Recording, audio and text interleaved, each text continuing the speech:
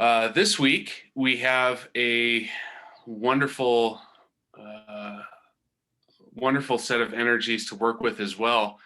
We seem to be working our way around this codon ring of humanity.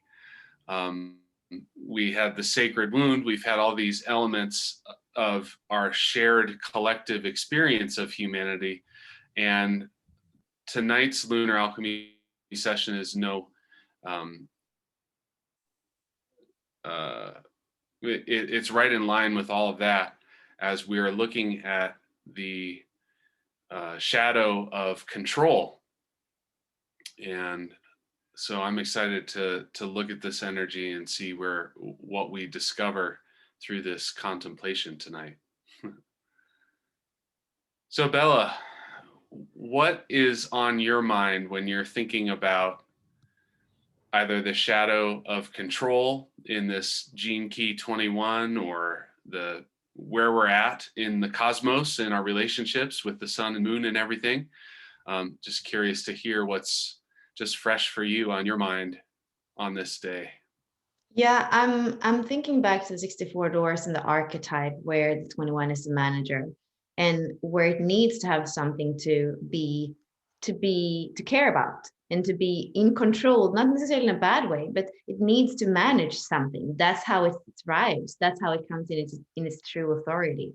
And when it doesn't have that, it's like that fire energy, that Aries initiation is not coming to, like, it's not being used, and that's a little bit sad. And also, since Aries and Mars are together, there is a kind of rebellion warrior energy. You can funnel that energy, that fire, in a way that is not always constructive, that is kind of immature. When we speak about Mars, when we speak about Aries, we have this beginning, the initiating energy that's still not really aware of itself, still not really mature. And control somehow is that. It's very self-centered. It's very, seeing it from our own perspective. It's not very mature. So that's what's alive for me with a 21. Yeah, and to me, just what you were speaking about, it brings up the elements of the hexagram from the I Ching, where we have fire above and thunder below. So thunder and lightning essentially is what's going on in that image. And that gives the quality of these energies, this control process. It has that nature of that sort of destructive nature that it can manifest as when it becomes there's too much buildup of that electrical charge, and it just kind of releases that zap.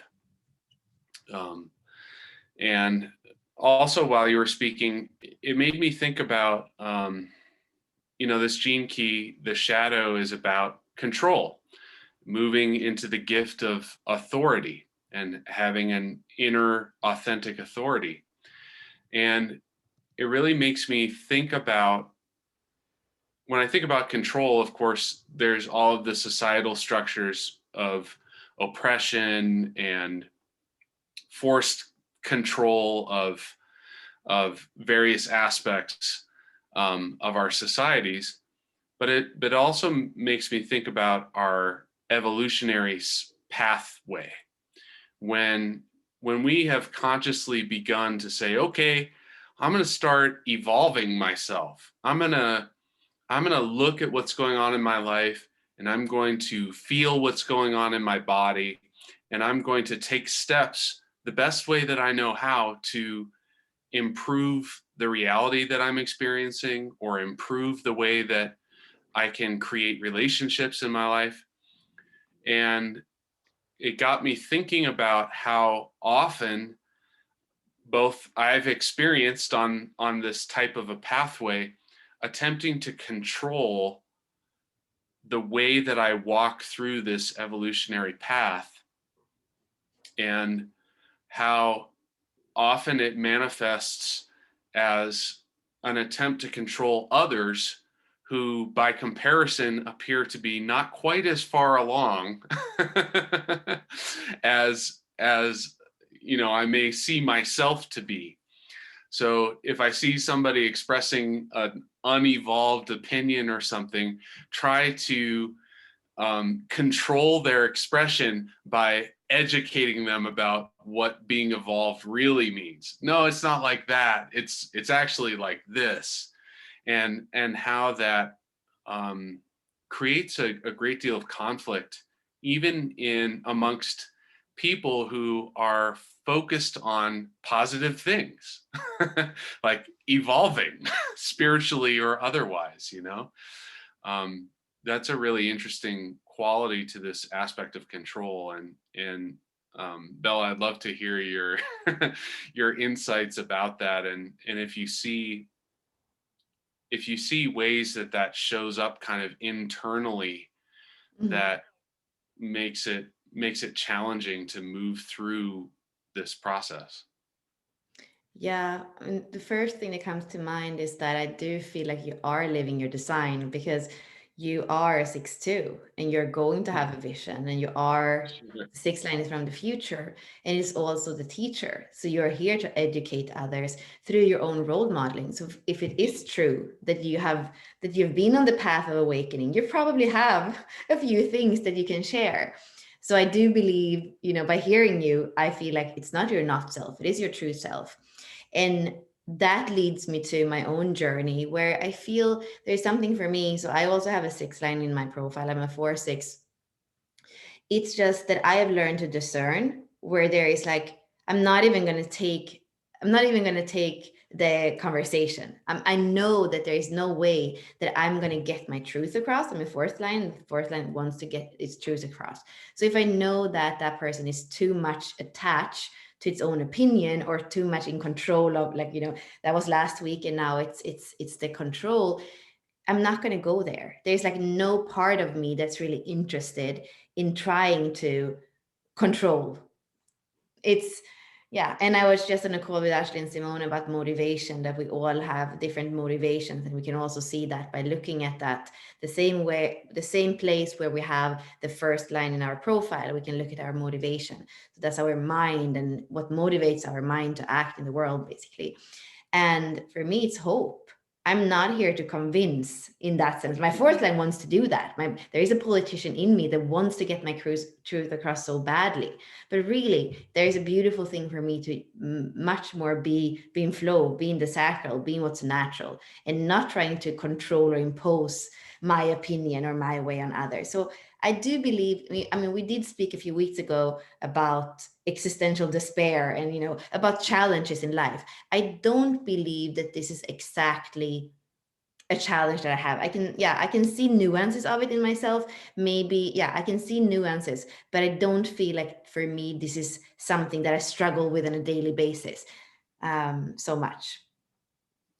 Yeah, actually, while you're speaking about it, it sort of occurred to me that we can be fully in touch with our true natures, meaning expressing ourselves from the human design standpoint rather than engaging with the not self aspects of using our energy. And at the same time, we can still be running a low frequency of energy. Mhm. So just because we're being authentic doesn't necessarily mean that our frequency is going to rise highly enough to be expressing the gift of any particular energy that we're processing or expressing. And um, it's interesting to think about, for me, when we're looking at the unified whole self and this idea of having an experience where we can become fractured, we can have soul element fractures and go through processes where we need to gather up the various parts of ourselves that we may have separated from, and looking at the ideas of, oh, I wonder what the possibilities in the future are for humanity if we were able to experience some form of unity consciousness. Having these ideas of unifying and the perception of separation that is always present, and recognizing also that the shadow frequency of any particular expression that we have is as much an aspect of the whole Mm. as the gift or the transcendent frequencies are. And that just because we're, when people go into shadow work, it feels like there's a lot of experience of, ooh, self-denial. Um, like, oh, here's this part of me that comes out in when I'm around the wrong people, and that's a bad part of me, you know, and you just want to sort of like push that shadow away. And um, this discussion is kind of bringing up this idea that the shadow frequencies are a part of the whole of ourselves, and that embracing that entire, the shadow gift pathway really allows us to walk through that evolution without having to control the process. Like, I can think of when self-awareness is growing for myself in my own experience. I may go through a period of time where I have certain actions that I'll perform, activities or things that I'll say or ways that I'll respond to a certain situation. And I might catch myself and go like, oh, that's not the way I want to be. That's like the bad way. That's the shadow form. That's the thing that I'm trying to evolve out of. That's the habit I'm trying to break, right? And we exert this form of control on the self-expression. I mean, there's a lot of ways we could look at that, of course, because maybe we're just sort of guiding ourselves. But when I think about it in the context of the particular energies of Gene Key 21, when we're doing that process, we're not fully in our inner authority. We're not in that authority gift, that gift of the authority, where, we're kind of like spontaneously accessing the expression that is both authentic and generates a high frequency of experience. Um, so that's kind of what it's making me think of in terms of this process, and like how we, I don't know, how we think about control. I don't know, Mhm. in a process of evolving, you know. Yeah, when I heard you speak, I was feeling into being alive, in like being in the body. And I feel like many times when we're not really home or we're too much in our mind, that's where control from. And when we are really in our nature, we don't really need to control. And maybe that's, if we think about animals in the jungle, they are not trying to control each other. Each of them are just in their natural state of how life expresses itself through them. And I feel like, yeah, that is, and that is not necessarily a high frequency. They are less intelligent than we are, but they are authentic to the nature of who they are.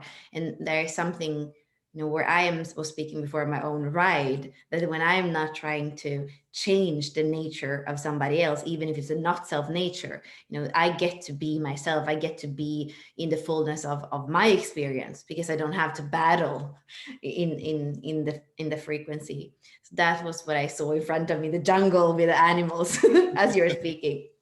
Oh, that's great. I mean, it's it's interesting to contemplate like how oftentimes when we think about nature, we experience the natural world, meaning the nature that's been untouched by the influence of humanity, as having this kind of pristine, um, there's something pristine and perfect about it.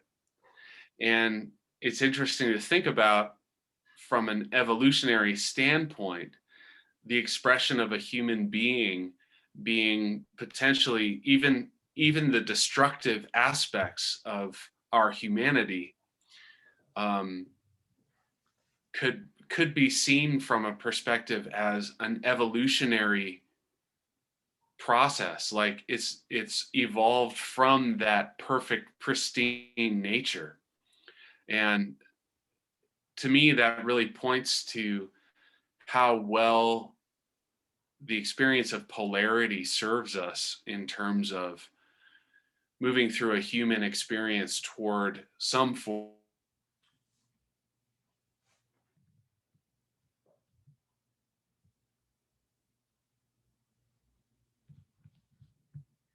We wouldn't be at these lower frequency expressions of humanity, the kind of destructive natures that we can have. And like in nature, the animals don't try to control each other, they're just being themselves.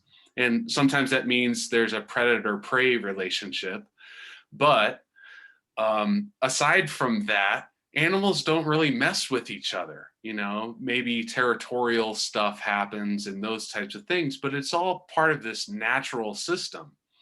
Whereas, we look at humanity and the things that we do in relationship to the planet, like we take all of the resources that we can get our hands on and use them in often destructive ways. We harvest them in destructive ways, we use them in destructive ways.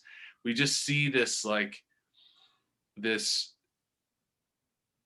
activity is resulting in a rather than a diversifying of life forms and increasing the amount of vitality of any life system, there's decreases in those levels. And so we seem to be destructive. And yet somehow that activity is still an evolution of nature. Mhm. Yeah, and I was So thinking, oh no, continue. no, Continue. go. That was it. Yeah. When I hear about that, I'm thinking, I mean, what we have spoken about so far is kind of trying to control somebody else a little bit, like imposing on somebody else or trying to change somebody else. And I realized that there is another form of control that is a little bit more tricky, and that is the control either of your environment or the situations around you, or even the control of yourself. And I could see in myself even that duality, that I was somebody that wanted to know outcome. I wanted to have very good grades, so I would put all that Aries energy that we say, how do you funnel your energy? I would put all that energy into learning things by heart or studying so much.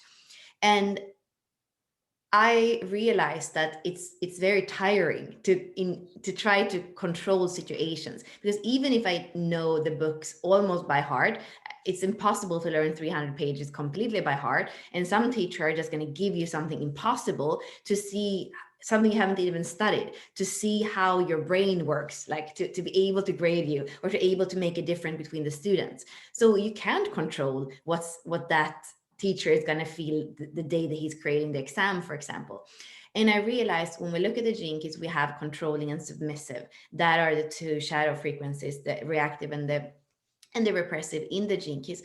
And I realized I had both, because I was very controlling and I was imposing all these things to me. You have to study at least these many hours a day. If you go out and walk with the dog, you have to stay up 1 hour later. Or if you're going down salsa, it was all these things that I had to do, very controlling. And at the same time, there's that other part of me that was really submissive under the whip of everything I had to do. And all that drama and all that energy that is kind of was draining me and my generator truth happened on that drama happened on the inside. Nobody on the outside really saw the drama. They just saw a student that was doing really well in school and seemed to be Right. very organized. So it's like I had that whole drama and like really the shadow frequency inside of me, but it's still on the outside. It looked kind of good. And I think that sometimes for me that has been more of a challenge, because with somebody else I can just be, no, it's not worth it, but with myself I'm kind of stuck, you know.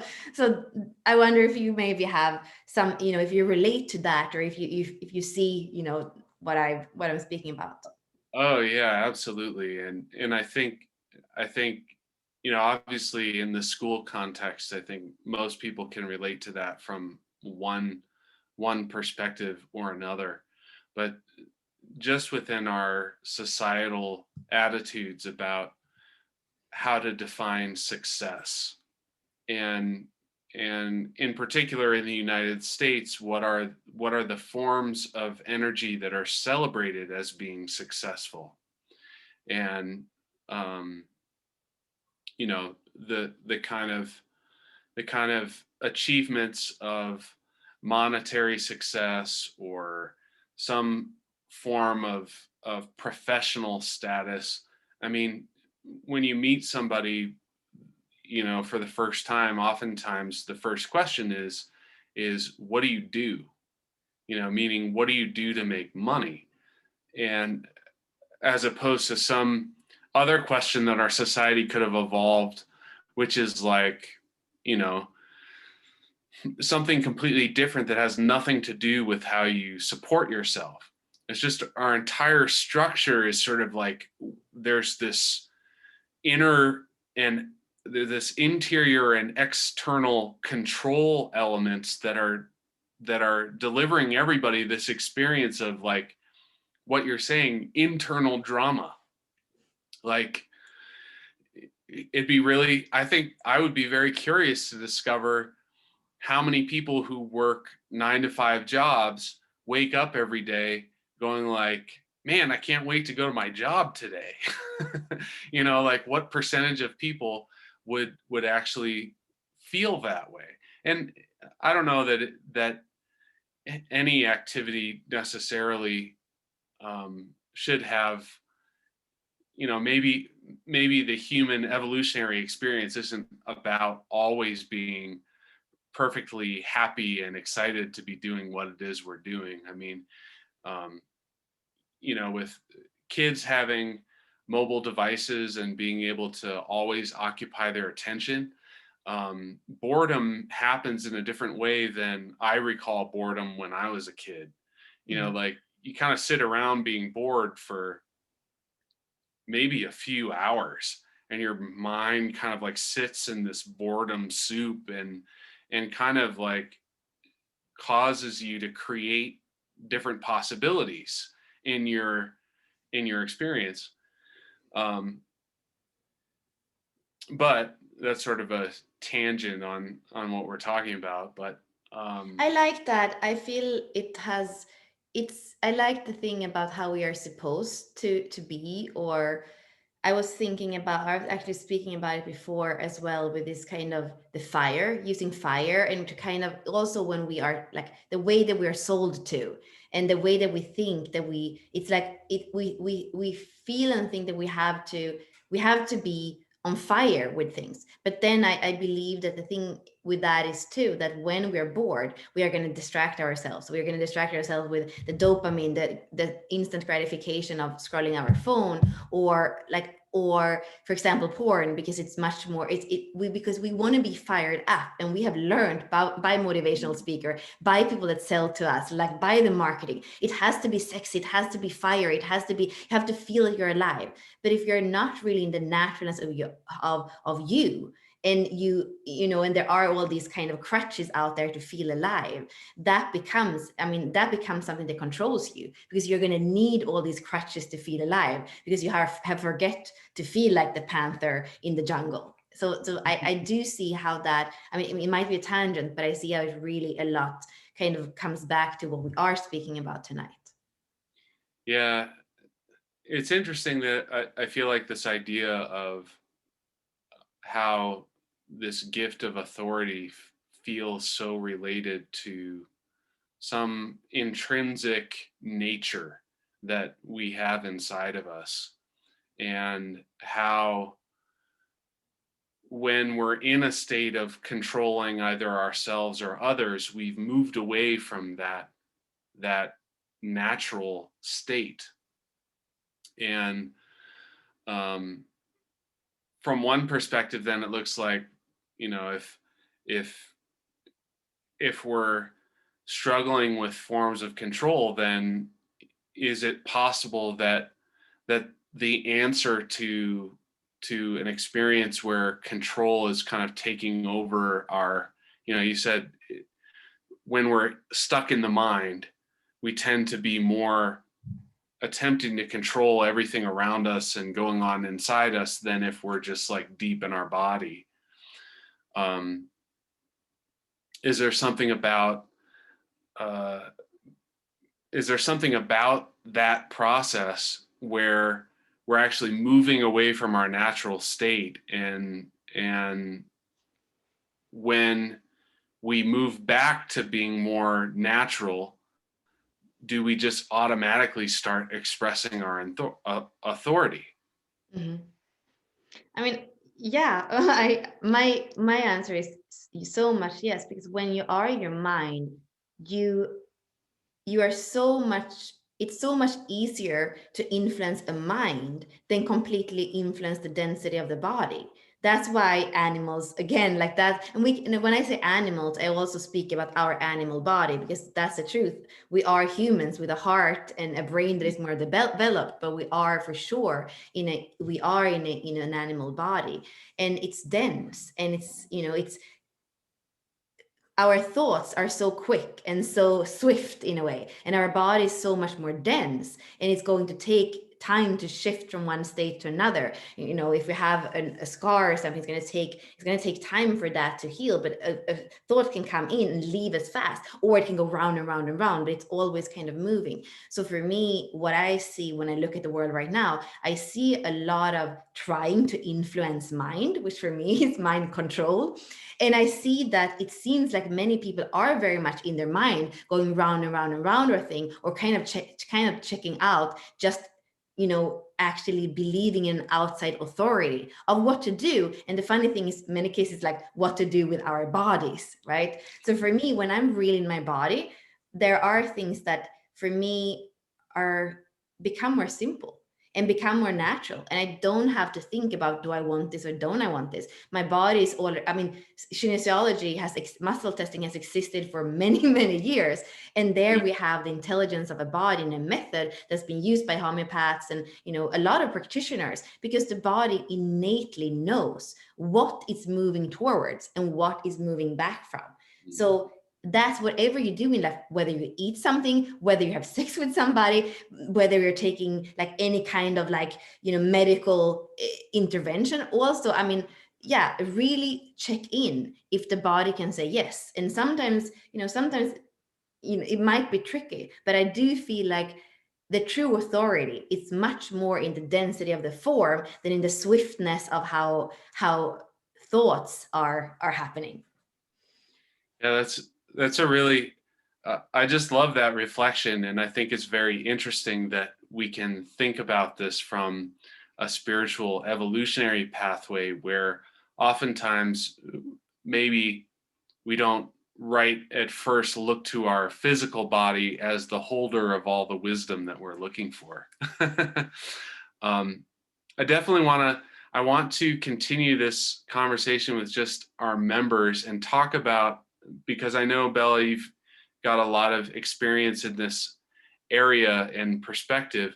I want to explore um, I want to explore this idea of control with the energies that we all have inside our bodies of this masculine and feminine nature, and how do we see this shadow frequency kind of um, manifesting through these different forms, whether it's in just ourselves or in society at large.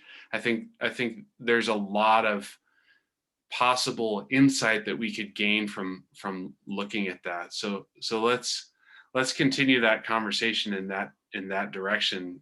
Does that sound fun to you? Yeah, I can't wait. Let's do it. Okay, awesome. Let's go ahead and do that, and thank anyone for joining live here. We'll continue on with our members.